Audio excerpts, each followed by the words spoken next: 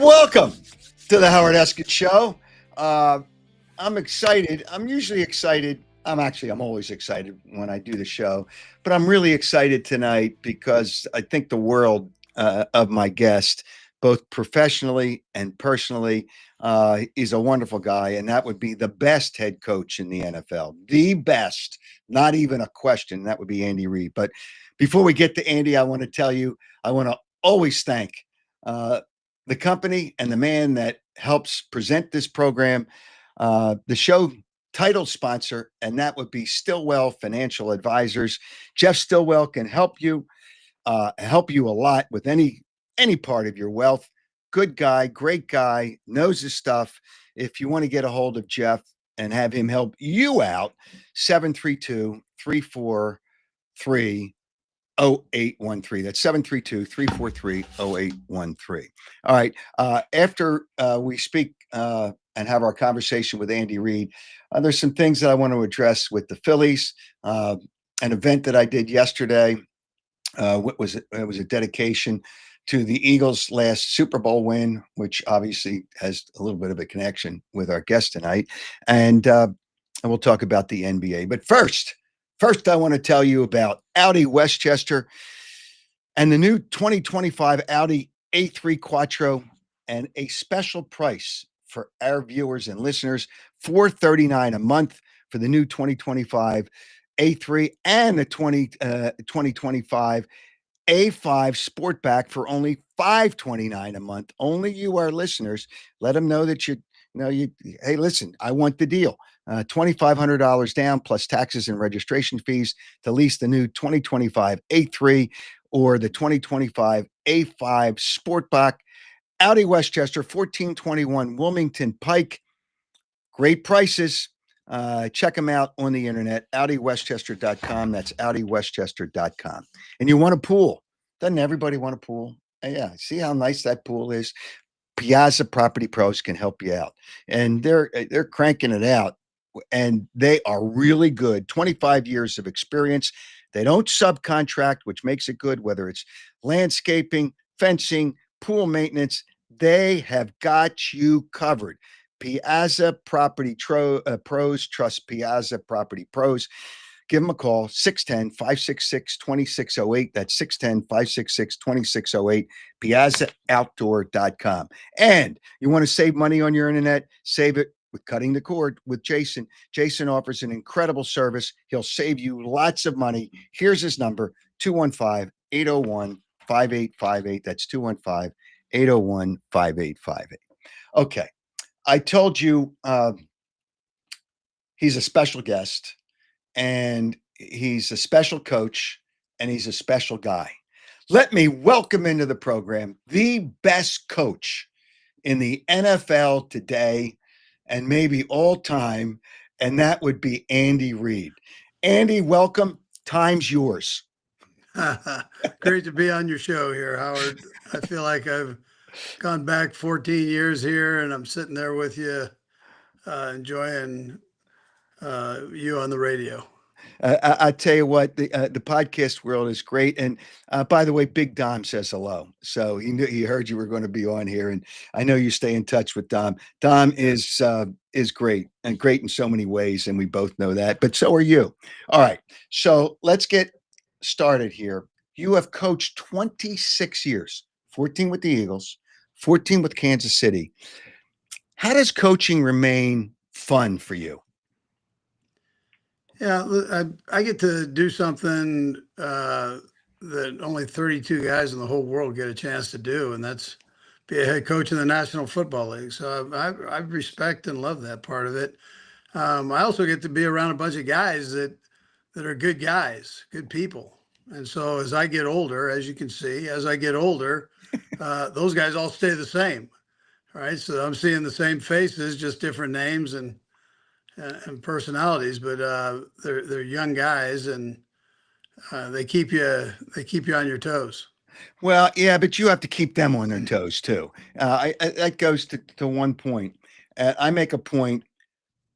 Players rarely get respect and love towards the coach, and if you have both, you got it locked in.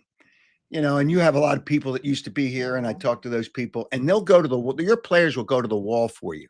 How do you get both? You have to be firm sometimes. How do you get both? The respect is one thing, but how do you get them to also love you and what you do? Yeah, I think most guys just want you to be honest with them. And so in today's world, sometimes that's hard to get is an honest answer, good or bad. And, and so I try to do that with the guys and treat them right. Listen, I come in thinking the best of them, and then let's go from there. Let's pick it up and take it from there. And if you're willing to work hard and do all of those things, I'm gonna try to hang with you in my part of it, and work hard and make sure we've got it all together, and then go play. So keep it relatively simple. These guys love to play the game, as you know, and that's really when you get through all the meetings and all Yeah. the media and all the stuff that comes with it. They really just want to get out there and play. You know what? Okay, so how do you, or how long does the last game, which is your last loss, which is the last game of two team seasons, how do you get over that? Or how long does it take to get over the loss to the Eagles in the Super Bowl? Yeah, sure. They got after us, man. I mean, and more power to him. Coach Sirianni's done a heck of a job there. He got himself a nice contract from it, and he's sitting there living in the high country there in Philadelphia, which is great for him because he works so hard. And listen, they're that's a great city, and um, they deserve that game. They did a great job. So I think, listen, Howard, I think if you're honest again with yourself, and then your coaches are honest with themselves and the players are honest with themselves, we all could have done a better job. We give credit to the Eagles. They got after us. We had a good football team, but we didn't play our best game then, and we all could have done a little bit better. And so as long as the guys, I try to keep my ears open after the game, all the media that you have to go through after Right. winning or losing. You've got to hit all these different media outlets. And so I listen and keep my ears open, and my guys took responsibility for it. And each one of them that spoke said, "Look, I could have done better. I mean, I could have done a better job." And I think if you take that approach, you have a chance to be halfway decent the next year, and be a good football team. If you're pointing fingers at each other and saying you stink and it's all his fault and this and that, I mean, you're probably going to get your tail kicked the next year. So, but I think our guys have done it. They did a good job right after that game. And those, as you know, that's an emotional game. I mean, it doesn't get any bigger than that in this business. And so, when you lose, it's not the best feeling in the world. But again, if you're willing to attack that part of the whys, then you can, and you're honest with it, you normally good things can happen for you. Jimmy Johnson said, he probably said it to other people, but I know he said it to me, and he said it to, I'm sure, many people. A loss hurts so much more than the excitement that you get from a win. Is that the feeling that the way it turns out, you get a win and you're excited, but a loss just sticks with you longer than the excitement of the win? Is that reality? Yeah. So I think anything that you do that you exhaust yourself, I compare it to like studying for finals, but you're doing it every week for 17 weeks or 20 weeks in case if you're going to the Super Bowl. I mean, if you're really exhausting yourself, and then you go out and you don't perform your best, it hurts. I mean, it should hurt. Yeah. That's how it goes. You didn't win whatever that challenge is. So so that yeah, they do. The losses hurt.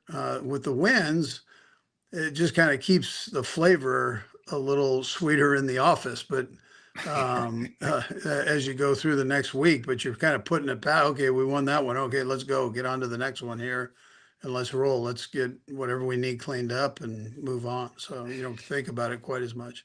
You know what? It's so hard uh, to keep teams together when you just get to the Super Bowl, let alone win it. So, how difficult is it? You won two in a row, but you went to three in a row. And then what was it? 4 out of 5 or whatever it was. Yeah. But whatever it is, how difficult is that? You know, you lose players. You can't help it. They go somewhere else, they get more Sure. money. So, how difficult is that? And you guys did a pretty good job of it, but it kind of caught up to you, I guess, last year. The Eagle, your offensive line, let's be honest about it, just couldn't contain the Eagles' defensive pass rush. And, that's part of reality. But how do you keep a team together when you win? Yeah, that's a tough thing because you have this thing with the salary cap, and both our teams are lucky to have we're lucky to have Brett Veach and his crew that does it here, and Howie Roseman and his crew do it in Philly, and so we've been lucky to stay competitive here for a number of years, and because of that. But you've got to really maneuver around that salary cap. Now we don't push as much money forward as maybe what the Eagles had done.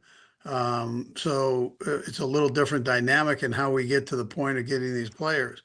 But at the same time, we've been able to replenish with some good guys, and as Philly has. So but that's one of the tougher things in this job. I mean, there's such a small margin between winning and losing in this Yes. thing, and and you've got to if you have good coaches and your players aren't up to snuff, then you're probably not going to win. If you have good players and your coaches aren't up to snuff, then you're probably not going to win there either. So, but if you have that combination, if you can figure out how to get that combination together, you stand a chance of competing at least for a championship.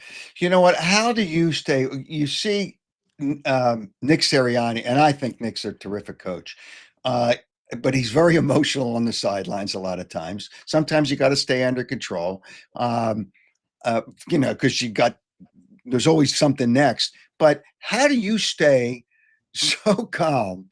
And I've seen it, and you see everything that's going on. I've noticed that. But how do you stay so calm on the sidelines? I like, I got to tell you, I like emotion, but how do you stay so calm?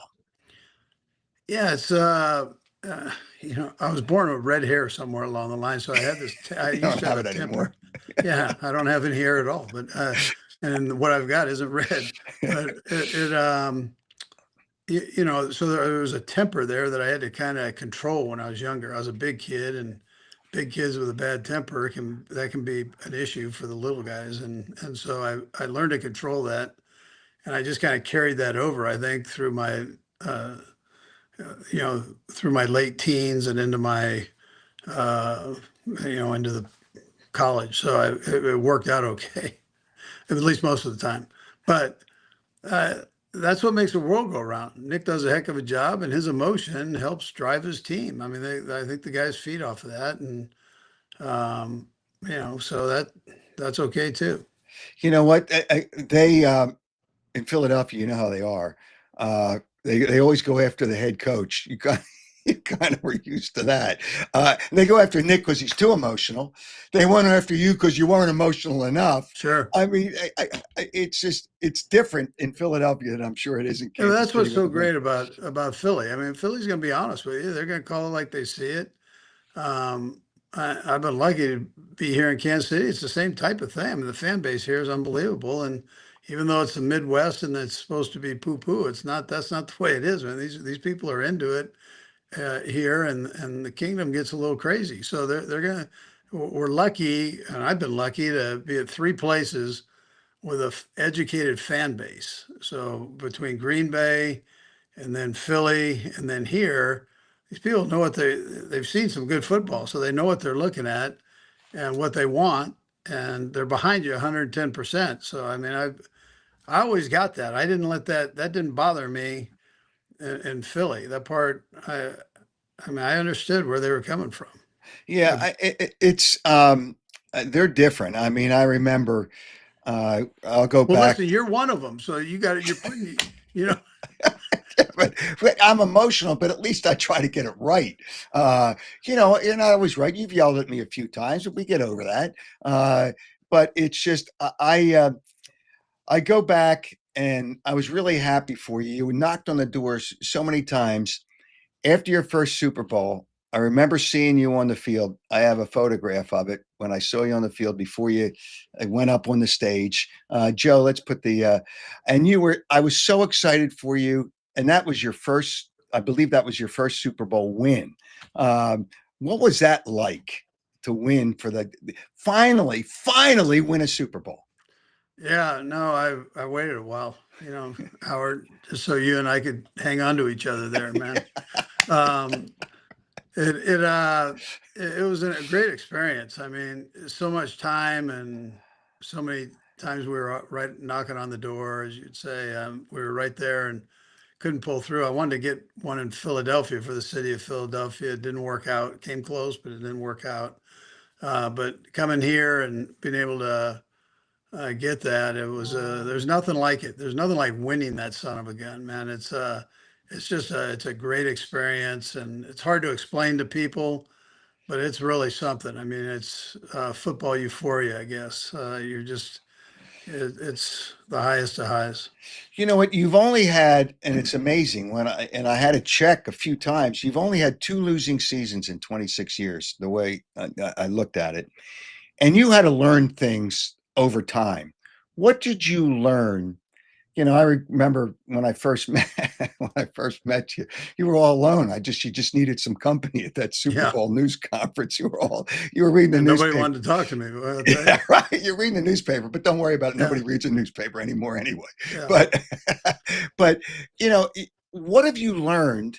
Okay, and then shortly thereafter, I think that was in San Diego when the Packers were in the Super Bowl. What have you learned as a head coach over years? Your years in Philadelphia, and then you move on, and then you go to Kansas City. You know, I guess we all learn every day, but what have you learned? Yeah. I mean, I've learned a ton. I mean, this thing it's crazy. It's a crazy business. There are a lot of ups and downs that you have to deal with. I would tell you that being consistent, I think, is a big thing. I mean, players kind of want to know how to get from point A to point B, and we probably all do in our own world. But and let's not like throw a bunch of hurdles in there, other than the hurdle of playing these games. I Mm-hmm. mean, those are big enough hurdles. So, but let's keep it consistent, and let's keep it simple, and let's work hard, right? Work hard and um, be honest with ourselves, and go forward, And so I've tried to keep it that way over the years. Now you learn a ton. I'm probably a lot softer.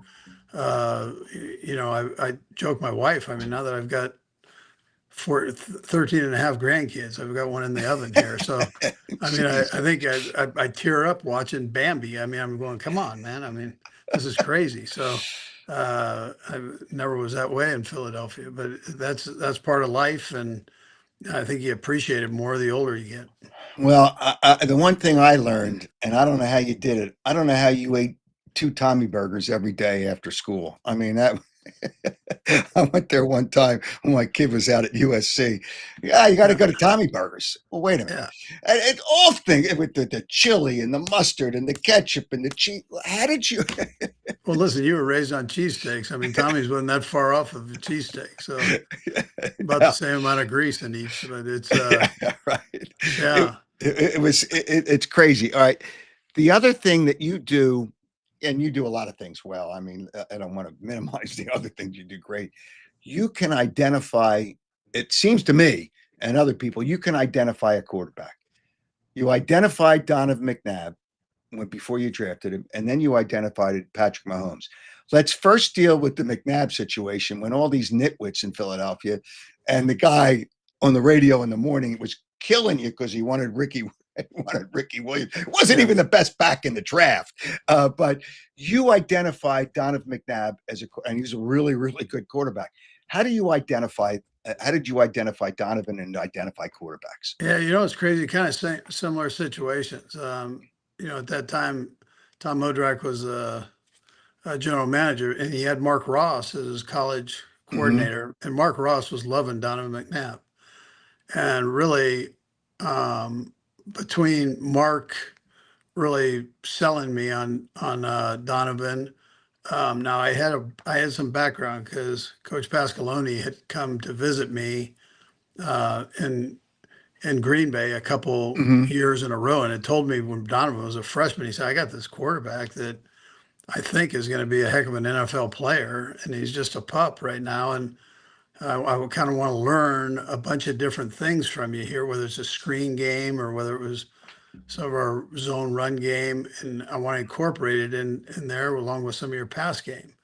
So he spent a couple years with us coming down in the off season. And so how's Donovan doing? Oh, he's doing great this year. He had a great year last year. He's doing great coming up. He's worked hard. So I felt like I knew Donovan before I met him. And then Mark Ross stood up on the table for him and said, "This guy is unbelievable." So, and then when we come here, um, you know, I've got Brett Veach who comes with me. Yep.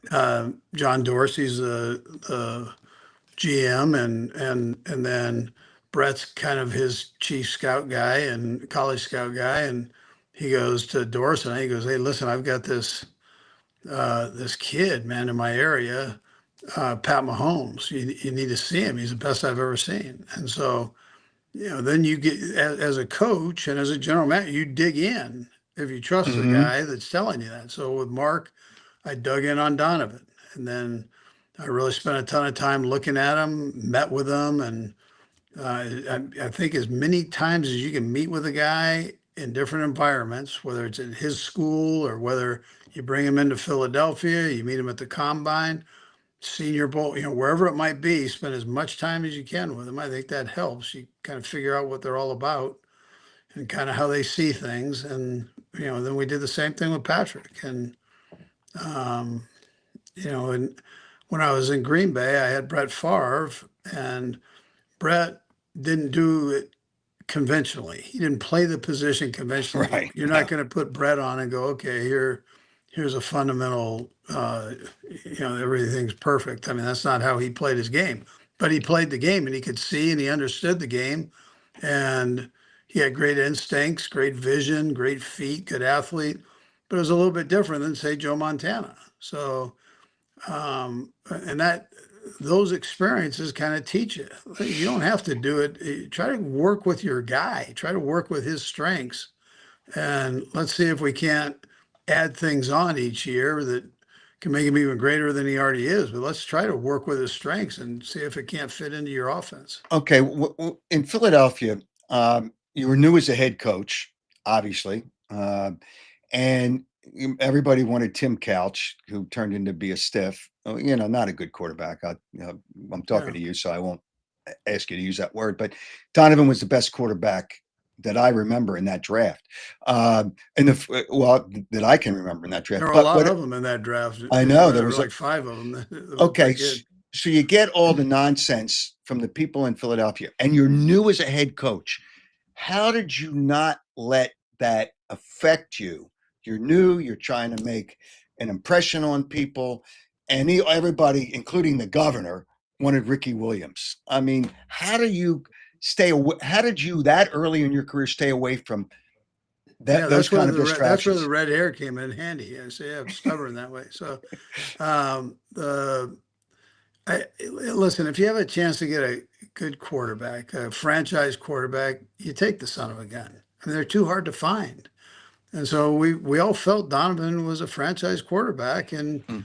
and so we took him. And the other people, they've got to go on whatever they don't know that part of it. They're not passionate about that part, and that's why they're good mayors or good governors. And then Angelo, he was all part of that too. So I'm gonna use his name. You can't use his name, or not Uh, willing to use his he name. was on. He was on one of the podcasts. Yeah. Oh, Oh, oh was he? yeah. Oh, good, Oh good, yeah. I good, mean, so good. So but he still yeah. buried you. He still buried you on the podcast. He Oh yeah, he still buried rips me the you. whole time I was there. But He I'm, still I'm buries you.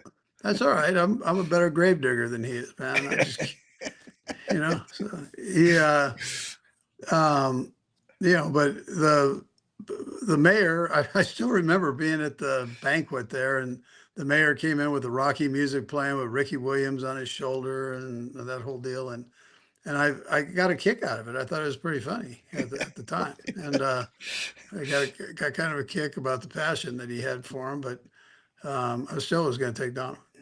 Okay, so with all the things that have happened to you, you had that situation.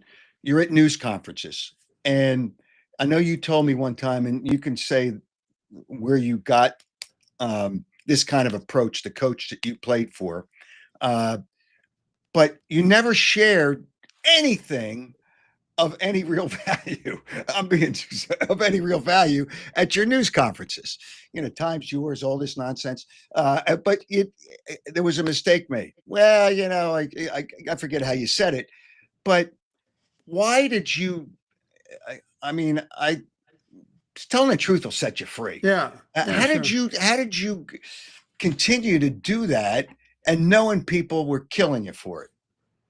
Yeah, I think when you're in this thing, coaches always stand in front of the team and they go, "Okay, listen, we're the only ones that are in this boat. We're all in it together, and we're going to keep this thing afloat. But we have to do this. It's not what happens outside of here. It's what's in this room right here." You say this normally when you're in the team meeting, Right. Yeah. and so um, I tried to live that. I promised the players, I'm not going to throw you under the bus. I'm going to come to you man to man. If I got a problem, I'm coming to you.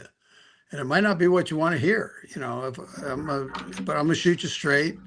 But I'm never going to throw you under the bus out in the public. You got a tough enough job as it is. I'm asking you to do something within a split second, make a decision here that is going to help us win football games. And I don't want you to hesitate at all, thinking that I'm there Hmm. going to criticize you every 2 seconds. So, but I'm here to teach you, but I'm also here to let you know if you kind of get out of line on what I expect, for expectation. So I try to stick with that. At the same time, I knew the media, they don't want you to come as a clown. They don't want that. I mean, I watched other coaches that did that.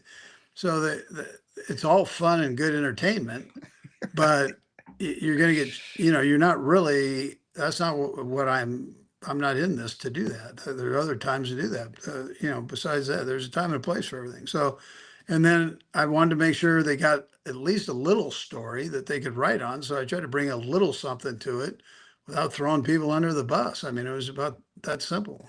So, You know what? You protected some guys, and they love you for it. I don't want to say what it was. Deshaun Jackson was a great player. Shady McCoy was a great player, and you had to kind of reel them in at times. And because you didn't say anything, you think that helped reeling and using those two guys as an example because I know the situation. You think that helps by you not criticizing, and then you can reel them in after that? yeah, listen, I think it paid off for them as guys. I mean, they're both doing well today. And Right. that very easily could turn when a kid's young and he's out doing some things, that young kids do. And those two happen to be two of the youngest. Shady definitely was coming out of the draft. And you get these young guys and they could go either direction. But if you look at the big picture of things, which I tried to do, and you want them to turn out where they're halfway decent down the road. Are you still the same way at news conferences? You don't share a damn thing? I don't say, I mean, I don't say much, but I try to say whatever. I try not to lie. That's what I try not to do. Coaches, Okay. I try to whatever I'm going to spit out there. I'm going to try to make it the truth, and and I tell the players the same thing. I mean, you don't have to tell the whole story, and but tell whatever you say. Make sure it's the truth. All right. Well, I got to give you some props because you helped me sell and one of my bobbleheads. I'm going to show people the picture. It's just, I raised a lot of money for charity, which I still try to do in different ways. But that was the second bobblehead. And how about you? What a great, that should go in the Hall of Fame. When you Well, how go in many the Hall of people? Fame, How many broadcasters have a bobblehead? I mean, there's like one. You are it. There's not a lot of bobblehead broadcasters out there, man. So well, I'm one of them, but that's one of them. So we've had our moments, and I couldn't find the picture. Darn it! But one game, and I think it was Christmas Eve, and luckily you guys won the game. I got all dressed. Took me an hour to get dressed before the end of the game as Santa Claus, and you won the game, and you're walking off the field. And I'll just give you a reminder of what I look like as Santa Claus, but I don't have the picture of you and me on the field, and you're looking around and you say, "What the hell?" Do you remember the moment when I walked off the field with you as Santa Claus? No, I remember I had you come over to the house. I said, "Hey, can you come over? Can you come to the house and like hand out some goodies to my kids, you know?" And then you came over, which I thought was hilarious. My kids were young, and my my oldest daughter was young, but she knew what a Rolex was. She goes, after you leave, she goes, "Dad, does Santa wear a Rolex?" I didn't know that. I said, "Well, this one does." Well, that's So you that's almost just, destroyed all of mankind, right? yeah. Well, that's what you said to me when we're walking off the field. You're looking around and say, "What the hell is going on here?" Walking off the field, and I'm walking alongside you, and then you see the watch and you see the Rolex. You said, if Santa's wearing a Rolex, it must be Howard Eskin. Yeah. Chip Kelly said the same thing. I went into a news conference with him as Santa Claus, and he saw the Rolex. I guess I got to take the watch off if I want to try to remain anonymous. But you know what? The thing that I think, and this is just me, and I appreciate you. I mean, I remember the time she yelled at me. One time, you're walking into the news conference, and I said something on a report on the sideline. He says, "Don't you dare ask me that question in the news conference." So then okay. So then after you're done, I walk in your office. It's just won by 20 points. And you're worried about what I'm going to ask you in a news conference. And then 30 seconds later, we're laughing. And I announced Stuart Bradley's injury before you did. You got pissed off at me. Hey, it is what it is. And then, these people in Philadelphia think you are time management. You have to call a timeout because the guys aren't lined up correctly. So I found out, and I won't say who it was. One of the guys wasn't lined up correctly, and you had to call a timeout. You're inside the 10. And then I said on the air, he says, "And why did you have to say who was not lined up correctly?" I says, "Because there was an issue there." And I found out who wasn't lined up correctly. And, and then we got over it. But I don't see, the thing is, I don't mind you showing your emotion to me. And you did it not a lot of times, but you yelled at me a few times, which is okay. Yeah. Hey, listen. Uh, uh, yeah. I don't have anything to say. Yeah, I know you don't, because you Time's yelled yours. at me. Time is mine. Well, you know what? I do appreciate that. And I'll ask you one last question, because somebody has a comment here on the show, sent in a comment. What is you're going to say the Super Bowl, but outside of Super Bowls, what is your finest moment in football? It's a tough question. You know what? I would tell you, it's not necessarily the Super Bowl. It's being able to win an NFC championship or an AFC championship at home. That is a very high. And now I leave Philadelphia and come here. We were able to do that in Philadelphia, and it was a nice cold day or evening, and we win the championship to go to the Super Bowl, and every fan stayed. Everybody was there, and you're at home, and there's just something special about it. Come here, and now there's even a little bit more spice to it because it's the Lamar Hunt Trophy. So, I mean, how great is that? Here I get to hoist the Lamar Hunt Trophy Right. for the AFC Championship, and then hand it, or at least hand it to Mrs. Hunt. And I'm working with the Hunt family there. Lamar's passed since, It's but I mean, great. yeah, I mean, there's nothing like that. Those are high highs in this business. But It, some of the other things that people don't understand is, I mean, I see these guys come in here. Some of them from the smaller schools might never have even been on an airplane. They come in, and in a year or two in the business, they have a chance to buy a house. I mean, how great is that? And then they're able to save some of their money and do some good things. You mentioned Shady and you mentioned Deshaun. I mean, here you've got a guy that's making it in the business, in your business, and then you've got a guy that's a head football coach at a college. I mean, that's something. And to see that, I mean, I'm proud of those guys, like I am for my kid. You know, you appreciate those things. You know what? I will say this. Jeffrey Lurie, and there's always an expiration date at some point on a coach. And people always ask you when you're going to retire. Don't retire until you want to retire. Don't that's again. I'm tired of people. Again, I remember I asked you that. Well, I got Patrick Mahomes. I ain't going anywhere. When you won that first Super Bowl. But the thing is, Jeffrey Lurie is a great owner. The organization, the Eagles, is a terrific organization. But now you have a lot of people from the Eagles. Mark Donovan is your president, and he's a terrific guy. And Clark Hunt, I met when you agreed to terms with Kansas City. It's funny. It was at Atlantic Aviation where you agreed to be the coach of Kansas City. So I waited in the lobby because I knew the people there, and luckily you guys let me stay there. And I just waited and wanted to see what happened. But I got to meet Clark Hunt there, and what a wonderful guy. It's just, it's nice when you work for people like that because then it makes you, I guess, feel a little better when you do something for them. And that's probably pretty much what you just said there. Yeah, no, been very fortunate to have worked for two great owners. Yeah. Green Bay didn't have an owner; it was the board. But I mean, Jeffrey Lurie was phenomenal, and then I go from there to Clark Hunt. I mean, it was just I've been so fortunate that way, and I'm still close with Jeffrey and close with Clark, and have a ton of respect for both of them. Yeah, well, Andy, I appreciate your coming on. I always had fun talking to you, even when you yelled at me. I said, he's yelling at me again, but that's okay. I don't care. Yeah, at least I was doing that for the fans. I wasn't giving them anything in the press conference, but I was giving it to you. Yeah, well, at least I wasn't part of those idiots that wanted Ricky Williams instead of Donovan McNabb. No, that's right. At least I wasn't part of that. Hey, good luck.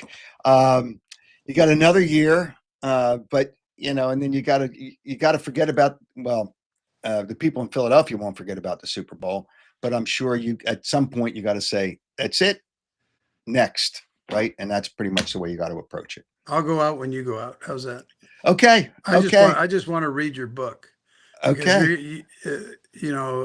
You've got a phenomenal history of Philadelphia sports and also of all the major leagues here, whether it's baseball, football, basketball. You've got it all, and I hope people appreciate that. So, as controversial as you are a Jim. So that's I hope people appreciate you for that. Well, thank you for that. When I write the book, there's some things I can't put in there because then they're going to have to get rid of me. I mean, they're going to have to put me in the river. That's all part somewhere. of Philadelphia. We'll find you at the bottom of the school kill, man, my man.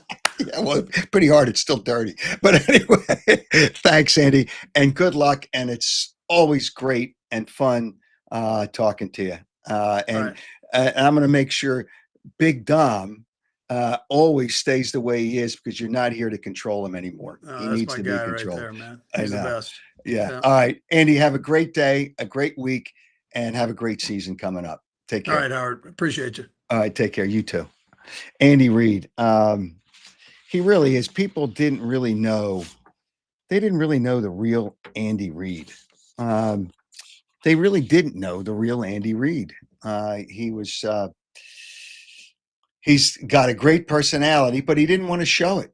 I see, Pat, great conversation between two Philly icons. And I want to tell you, when I have people on the podcast, it's not an interview. It is a conversation because it's just two guys shooting the whatever. And that's really a part of it. So he just, but yeah, I remember when people were killing him over McNabb. I don't think they killed him in Kansas City over Mahomes, but to go from 27 to 10 in the draft, that's not really easy. All right, there's some more things that I want to touch on. Absolutely, but my thanks to Andy Reid, and hopefully people enjoyed that. I want to talk about the Phillies. I want to talk about the NBA, but I also would love to tell you because he's an important part of this program because he's the presenting sponsor of this program, and that is Jeff Stillwell, Stillwell Financial Advisors. Uh, you got something, not something, you got some wealth that you want to invest.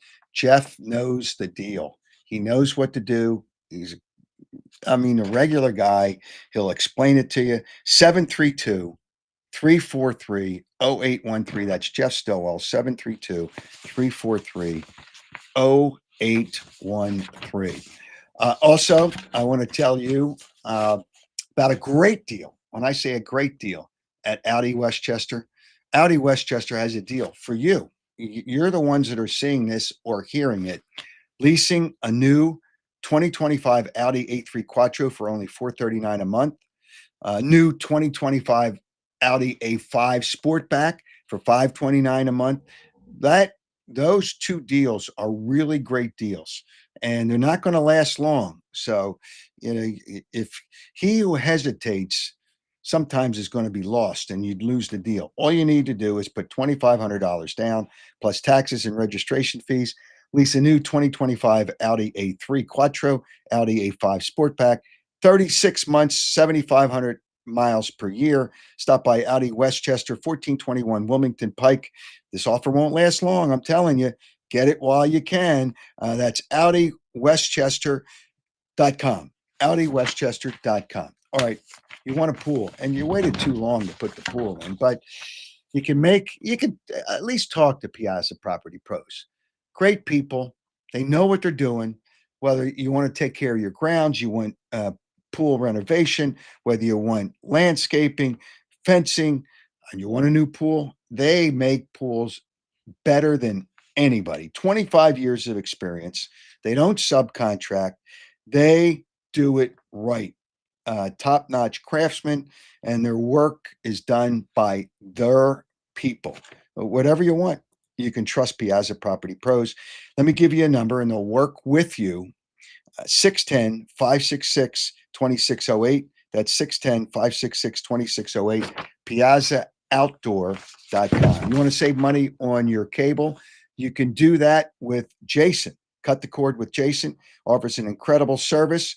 He'll come out, cut your service off, set you up with new internet service with streaming channels. People don't quite understand.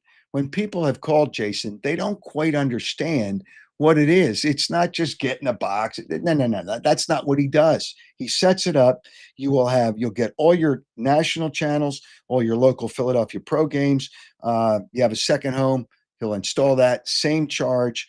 Jason can set it all up and save you money. 215-801-5858. That's 215-801-5858. All right. A couple of things I want to talk about. I want to get to the Phillies, but before I do that, I was honored to be the MC at a dedication out at Philadelphia Sports Hall of Fame, Spikes Trophies out in the Northeast. There was a mural put up there to dedicate, there's the mural, to dedicate it's a dedication of the Super Bowl wins. Both of them are up there. The last one, Super Bowl 52, and then the current one, Super Bowl 59. Mural Arts of Philadelphia was obviously behind this, and to do that.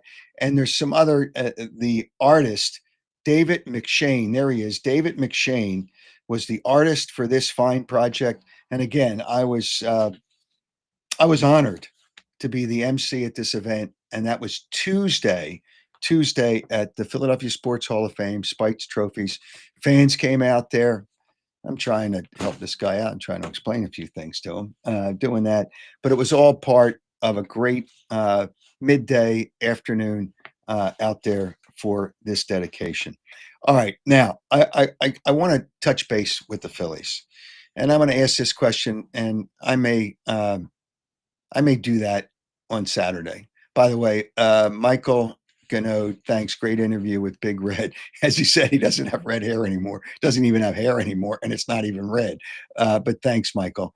The King, Mark Wolf, the King interviewed the King. Nice job, Howard. Thank you. Memory lane is always good because there's a lot of good things to remember from Andy Reid, and I appreciate the comments. Awesome interview. That was what was it? Mark Wolf was the King interviewed the King. Whatever, what is that? Whatever a life gaming. I don't know. Awesome interview, Howard. You have a lot to respect from some of the greats. A lot of respect from some of the greats, and you know what? I treated him fairly. I treated him fairly, and I said what I had to say. And I knew there's times when Andy Reid wasn't going to be happy with me, yelled at me, got it out of his system, and we moved on. He couldn't do that with the other media guys, but it's okay once you understand that somebody's trying to do their best, and Andy understood that. All right, the Phillies. The big question is, are they good enough? I've told you in the past, I do not think they're good enough. What should the Phillies do? Maybe we'll have one show and we'll discuss that. Maybe Saturday we'll discuss what the Phillies should do, all your ideas, and then I'll tell you what my ideas are. I don't know that they're there. I don't know. I really don't know that they're there. I was at a business function. Kenny Dunnick, who has a couple of magazines over in New Jersey and has a business group. I remember talking to one of the guys there, and we talking about the Phillies, and he says somehow Bryce Harper came up, and I said, right now, and again, right now, after 14 years, Bryce Harper's not a Hall of Famer. Oh yeah, yes he is. I says, well, tell me why he's a Hall of Famer. He says, well, he's won 2 MVPs. Okay. He's won a World Series. I said, no, he has not. Washington won the World Series the year after he left. So he has not won a World Series. Well, he drives in 100 runs every year. 14 years, he's only driven in 100 runs. He's only had 100 RBIs twice in his career. Twice. Once with Washington and only one. And he says, oh, he's got it every year with the Phillies. He has 100 RBIs. No. He's had it once with the Phillies his first year. That's it. So he's only driven in over 100 runs twice in his career. 345 home runs is not a Hall of Famer. I don't think he's going to get, matter of fact, I'd be shocked if he gets to just 400, and that's not Hall of Fame level. If he just gets to 400 by the end of next year. I know he swings for home runs, and that's why he's always hurt, because it's so violent. It's such a violent swing. I just don't. There's a lot of things. They don't have a good enough outfield. Nick Castellanos is actually not a bad guy, but you can't go off on the manager. And I'm sure he used a 4-letter word, and he was probably more than vocal about it. You can't do that. He took you out for defense. Big deal. Big deal. It's in Miami, so you're not going to get another at bat anyway. He took you out, so you took him out for defense. Big deal. And the other guy's better defensively. It's just, he's got to get over that. I don't know if his contract's up at the end of this year or the end of next year, but there's some people that won't be there with the Phillies next year. But their window, here's the problem that I see. Their window is not open much longer. And I don't know if it's open now. I don't know. They're picking up players for cash considerations. I mean, that's not going to do it for them. I don't know what they're going to do at the trade deadline, because they don't really have anything to trade except the younger players. And you don't want to get caught in that trap. The general manager in the past at his other teams, Dave Dombrowski, has traded away young players, but I don't think John Middleton, by the way, John Middleton, I know he donates a lot of money to charity. He's got to stay out of the, baseball decisions. He's just got to stay out of it. You hire a general manager and you let him do the job. But right now, I just don't think the Phillies are good enough. And then I want to touch on the NBA. I don't know that anybody's watching. Nobody I talk to watches the NBA finals. They just don't watch the NBA finals. It's like, why would you watch the NBA finals? It's two good teams, but it's just the game is just not good. Just not good. It just it's just not a good game anymore. It's a broken product. And then I saw where the player out of Rutgers, who's Ace Bailey, who everybody considers as the third pick in the draft, which the Sixers have, refused at one point to work out for the Sixers. I don't know if he's Eventually worked out, but he's refused to work out for the Sixers. I don't know what's behind that, but it doesn't matter what the Sixers do. They've screwed up the third pick in the draft. They screwed up the first pick in the draft.